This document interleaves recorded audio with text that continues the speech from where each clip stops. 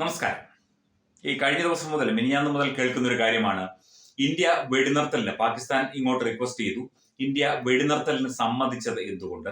തിരിച്ചങ്ങ് അടിക്കാൻ മേലായിരുന്നു, തീർക്കാൻ മേലായിരുന്നു എന്നൊക്കെ പലരും ചോദിക്കുന്നുണ്ട്. പക്ഷേ നമ്മളെപ്പോഴും പറഞ്ഞു, ഞാൻ കഴിഞ്ഞ ദിവസത്തെ ഒരു വാർത്തയിലും പറഞ്ഞു, നമുക്കെപ്പോഴും അങ്ങനെ ഒരു പ്രശ്നം ഉണ്ടാക്കുകയല്ല നമുക്ക് ആവശ്യം. നമുക്ക് സമാധാനത്തോടെ കാര്യങ്ങൾ ചെയ്യുക, അതനുസരിച്ചുള്ള താക്കീതും ശിക്ഷയും മറ്റു കാര്യങ്ങളും ഒക്കെ നടപടിക്രമങ്ങൾ കൃത്യമായി തന്നെ പാലിക്കുക, അധികം പ്രശ്നങ്ങളും പ്രതിസന്ധികളും ഇല്ലാതെ പ്രശ്നങ്ങൾ തീർക്കുക. അതാണ് ഇന്ത്യയുടെ ആവശ്യം. അല്ലാതെ അടിക്കടി തിരിച്ചടി എന്ന് പറഞ്ഞ് ഉടനെ എന്താണ് ഏതാണ് എന്ന് പറഞ്ഞ് അങ്ങനെ അടിക്കുന്ന രീതി ഇന്ത്യക്ക് പണ്ടേ ഇല്ല, ഇപ്പോഴും ഇല്ല. ഇന്ത്യ വെടിനിർത്തലിന് സമ്മതിച്ചത് എന്തുകൊണ്ട് എന്ന് ചോദിച്ചുകൊണ്ട്, അല്ലെങ്കിൽ അതിന്റെ ഉത്തരം പറഞ്ഞുകൊണ്ട് നമ്മുടെ ഒരു സുഹൃത്തിന്റെ ഒരു പോസ്റ്റ് ശ്രദ്ധയിൽപ്പെട്ടു. മെയ് 9 സൂര്യാസ്തമയം ബ്ലാക്ക് ഔട്ടുകൾ പാകിസ്ഥാൻ വീണ്ടും ആക്രമിച്ചു. അദ്ദേഹം ആ സാഹചര്യം വിശദീകരിക്കുകയാണ്. ഇന്ത്യ പതറിയില്ല, പ്രധാനമന്ത്രി സൂചന നൽകി, NSA തലയാട്ടി, സേനയുടെ തലവന്മാർ എല്ലാം മനസ്സിലാക്കി. ഇതെല്ലാം മാറ്റുന്നു. മെയ് 10 അതിരാവിലെ ഓപ്പറേഷൻ സിന്ദൂർ ഘട്ടം 3. ബ്രഹ്മോസ് A മിസൈലുകൾ സ്പൈസ് 2000 ബങ്കർ ബസ്റ്ററുകൾ രംഗപ്രവേശനം ചെയ്യുന്നു. പുലർച്ചെ 12 മണിക്കും പുലർച്ചെ 4 മണിക്കും ഇടയിൽ 11 കൃത്യതയുള്ള ആക്രമണങ്ങൾ, 11 ലക്ഷ്യങ്ങൾ, സ്ഫോടനങ്ങൾ ഉണ്ടാകുന്ന കാര്യങ്ങളാണ്. 11 പാകിസ്ഥാൻ വ്യോമതാവളങ്ങൾ ആക്രമിക്കപ്പെട്ടു. നൂർഖാൻ, റഫീഖി, മുരീദ്, സുക്കൂർ, സിയാൽകോട്ട്, അതുപോലെ പസ്രൂർ, ചുനിയൻ, സർഗോധ, സ്കാഡു, ഭൊലാരി, ജക്കോബോബാദ് റഡാറുകൾ ഒക്കെ നിലം പതിച്ചു. ഈ പ്രദേശങ്ങളിലൊക്കെ തന്നെ ശക്തമായ ആക്രമണമാണ് ബ്രഹ്മോസ് മിസൈലുകൾ നടത്തിയത്. എന്നാൽ ചില ആക്രമണങ്ങൾ കാര്യങ്ങൾ മാറ്റിമറിച്ചു. നൂർഖാൻ റാവൽപിണ്ടി, നർഗോഡ പാകിസ്ഥാന്റെ ആണവ നാഡി, ജക്കോബാബാദ് F-16 വിമാനങ്ങളുടെ ആണവ സംഭരണിയുണ്ട്. അവിടെ പാകിസ്ഥാൻ കുടുങ്ങി. 1:44 AM ഭൂകമ്പം, 4.1 തീവ്രത. 3:40 AM മറ്റൊന്ന്, 5.7 തീവ്രത. ആണവ ബങ്കറുകൾ ഭാരതം പൊട്ടിച്ചു, പാകിസ്ഥാൻ വിറച്ചു. സംഭവിച്ച കാര്യങ്ങളാണ് അദ്ദേഹം വിശദീകരിക്കുന്നത്.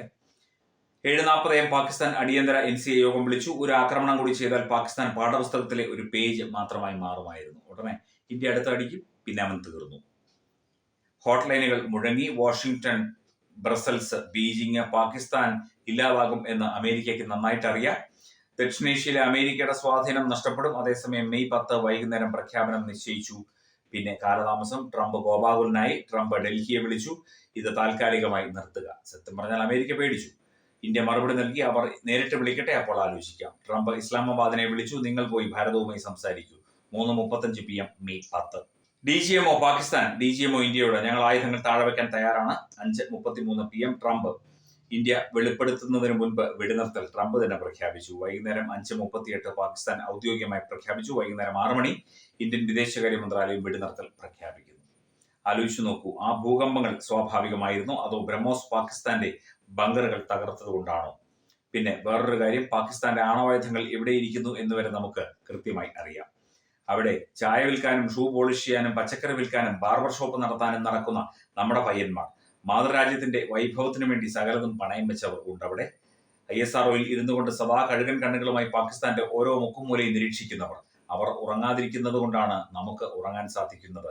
അവരെ ഓർത്ത് നമ്മൾ രോമാഞ്ചം കൊള്ളണം, അഭിമാനിക്കണം എന്ന് പറഞ്ഞുകൊണ്ട് ഒരു ചിത്രവും പങ്കുവെച്ചുകൊണ്ടാണ് ഈ പോസ്റ്റ് അവസാനിപ്പിക്കുന്നത്. അതായത് ഇത് വെറുതെ ഉണ്ടാകുന്നതല്ല, അല്ലെങ്കിൽ വെറുതെ ഉണ്ടാക്കുന്നതല്ല.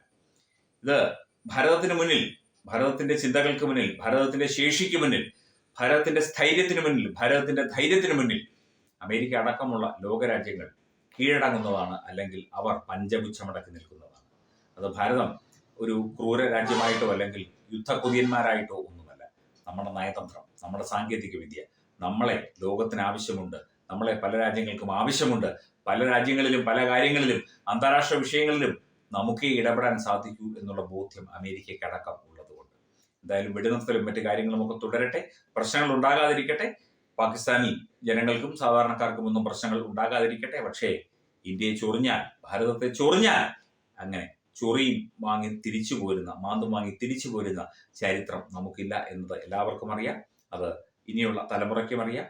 ചരിത്രം അതാണ് പഠിപ്പിക്കുന്നത്. കാരണം പണ്ടത്തെ കാലത്തെ മൈമുന ബീഗമോ അല്ലെങ്കിൽ രാജീവ് ഖാനോ അല്ലെങ്കിൽ മറ്റുള്ളവരൊന്നുമല്ല ഇന്ത്യ ഭരിക്കുന്നത് എന്നുള്ള കാര്യം ഓർക്കുക.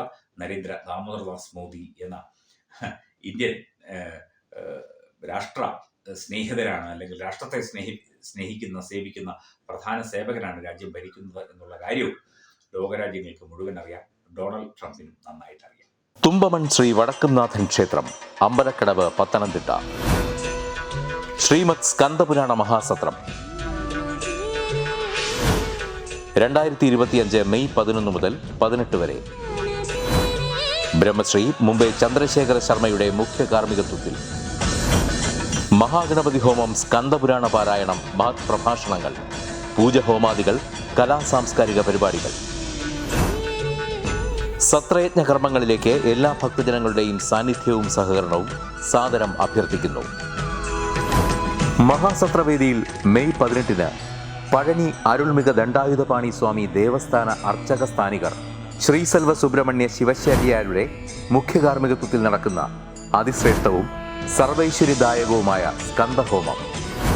സ്കന്ദമഹാപുരാണ സത്രത്തിന്റെ ആദിമധ്യാന്തമുള്ള സമ്പൂർണ്ണ തത്സമയ കാഴ്ച തത്വമയി നെറ്റ്വർക്കിൽ.